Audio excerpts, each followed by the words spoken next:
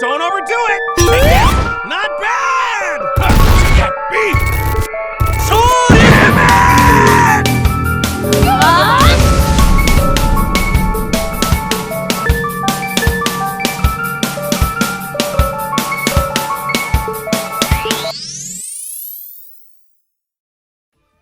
How are you guys doing today? It is I, the True Game Nerd, here at True Game Nerd TV, and we are continuing the retrospective of the Dead or Alive series. So last week we looked at Dead or Alive, which was an okay fighter. Wasn't great, wasn't bad, just okay. Well, we're going to continue the trend now with one of the biggest jumps I have seen since like Street Fighter 2, okay? Both graphically and gameplay-wise. We're talking about Dead or Alive 2. Now, Dead or Alive 2 is kind of a complex thing because there are so many versions of it. You have the PS2 version, you have the Dreamcast version, you have the Japanese Dreamcast version, you have Dead or Alive 2 Hardcore, Dead or Alive 2 Ultimate. Dead or Alive Ultimate will be its own video. So, as we know, Dead or Alive 2 had one of the biggest graphical overhauls we have ever seen as fans. This is because the guy that was one of the directors, Tomonobu Itagaki, he ended up redoing everything with a new engine from the ground up. And boy, did he do an amazing job. Oh my goodness. The difference between Dead or Alive 1996 and Dead or Alive 2 in 1999 is night and day. And so it's absolutely incredible to realize how much work he put with the attention to detail. To me, this is the game that established how good the Dead or Alive series was and why there was such a fandom. It was also the first game I ever played. So let's start with the graphics. So, oh my goodness, even now, it still looks pretty darn good. What originally started as decent character models in 96 with very subpar backgrounds has now become full-on multi-tier stages, all in 3D, with amazing looking character models, and even some texture work. Now, texture work really wouldn't become much of a thing until like the mid-2000s, but they're doing this in 2000. Wow. And so, I'm pretty blown away, even for its time, at these graphics, that although they haven't aged perfectly, they still look amazing. What I like is every single level has extreme attention to detail, whether it be lighting or just little details like in the Opera House, the shine, or when it's burning, the snow level with the snow prints, and just things that are all really, really ahead of their time. And so this game takes full advantage of its multi-tiered stages and makes everything look almost like a cinematic anime movie. In addition to that, the character models have been tremendously improved, right? All the characters now look like living, breathing 3D anime characters. And of course with this comes a lot of silliness like ridiculous outfits that you can unlock. But overall the biggest thing is that the graphics have had such a big overhaul that you can't help but praise the team. I'm still impressed with these graphics to this day because of how big of a jump it was. Even for the PlayStation 2, the game looks incredible. And on the Dreamcast, I mean, my goodness. It looked better sometimes on the Dreamcast than it even did on the PS2. That says a lot. So, amazing graphics. The sound, this is where the game falls short for me. There's things that have been added. Dialogue, which is cool, hearing your character speak after fights. I love that. Tekken didn't get that right till like Tekken 4. But there's no grunts when you hit an opponent. I know that's a stupid pet peeve, but it really bugs me. Now, what they are good is the sound effects. The hitting sound effects are all hard-hitting, punchy. They do their job.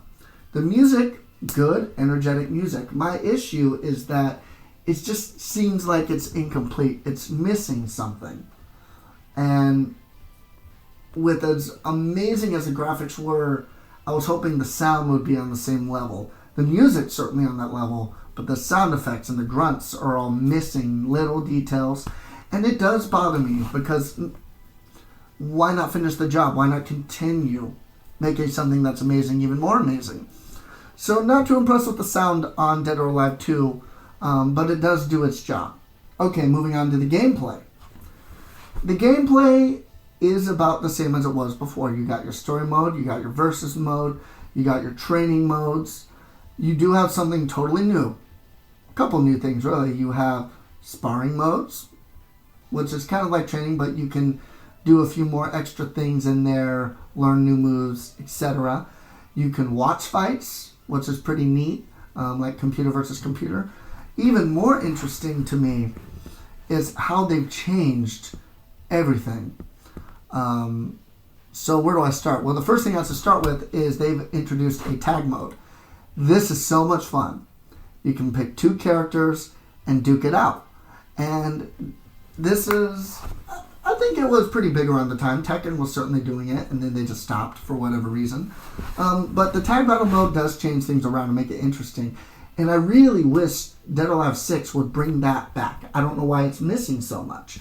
But anyway, tag battle is added. There's also some significant differences with the way the story mode is done.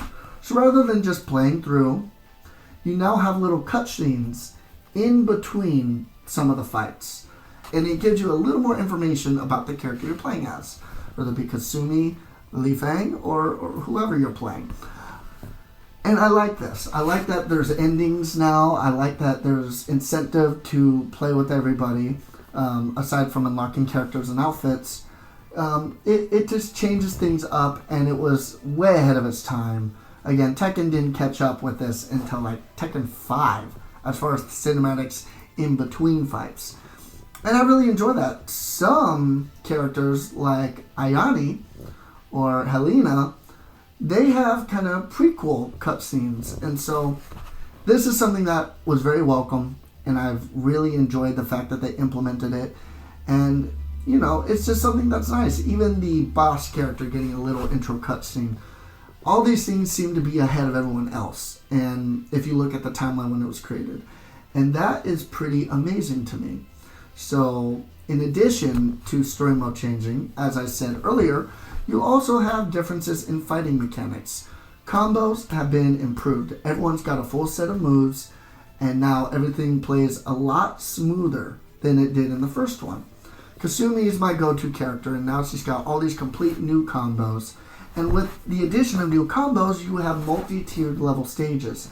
So you can kick someone out of a church window onto the lower part of a church. I love it. I love the implementation of making the game as over the top and ridiculous as possible. It's very rock and roll, and it makes the game a lot of fun. So with the addition of tag battle, cinematics and cutscenes, multi-tiered stages, and just flat out a gameplay that's just fun. It's a game that anyone can pick up and play and kind of master their way through, and it's even harder to master. And I think that's an art that's been kind of lost in some of the newer fighting games. So, awesome with the gameplay. So overall, what do I think? I mean, what else is there to say? It took everything that was okay in the first title and made it exquisite. If it wasn't for the sound, it would be a perfect sequel to me. But that's really just my opinion. So I give Dead or Alive 2, I think I would give it an 8.5 out of 10.